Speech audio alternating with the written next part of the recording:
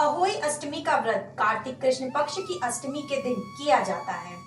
पुत्रवती महिलाओं के लिए यह व्रत अत्यंत महत्वपूर्ण है।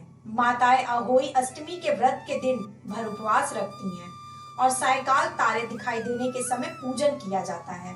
इस दौरान तारों को करवा से अर्घ भी दिया जाता है।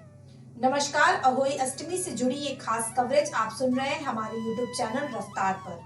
आगे बढ़ने से पहले अभी सब्सक्राइब कीजिए हमारे चैनल को और सुनिए एक से बढ़कर एक किस्से और दिलचस्प टॉपिक पर हमारी खास कवरेज। अहोई के चित्रांकन में अधिकतर 8 कोष्ठक की एक पुतली बनाई जाती है। उसी के पास स्याही और उनके बच्चों की आकृतियां बना दी जाती हैं। बता दें कि अष्टमी तिथि को देवी अहोई माता का व्रत किया जाता है। यह व्रत संतान की लंबी आयु और सुखमय जीवन की कामना से पुत्रवती महिलाएं करती हैं। कार्तिक मास की अष्टमी तिथि को कृष्ण पक्ष में यह व्रत रखा जाता है, इसलिए इसे अहोई अष्टमी के नाम से भी जाना जाता है।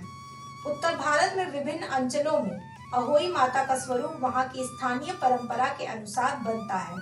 संपन्न घर की महिलाएं चांदी की होई बनवाती हैं। धरातल पर गोबर से लीपकर कलश की स्थापना होती है। अहोई माता की पूजा करके उन्हें दूध चावल का भोग लगाया जाता है। तत्पश्चात एक पाटे पर जल से भरा लोटा रखकर कथा सुनी जाती है। अहोई अष्टमी का व्रत वैसे तो संतान की दीर्घायु के लिए रखा जाता है।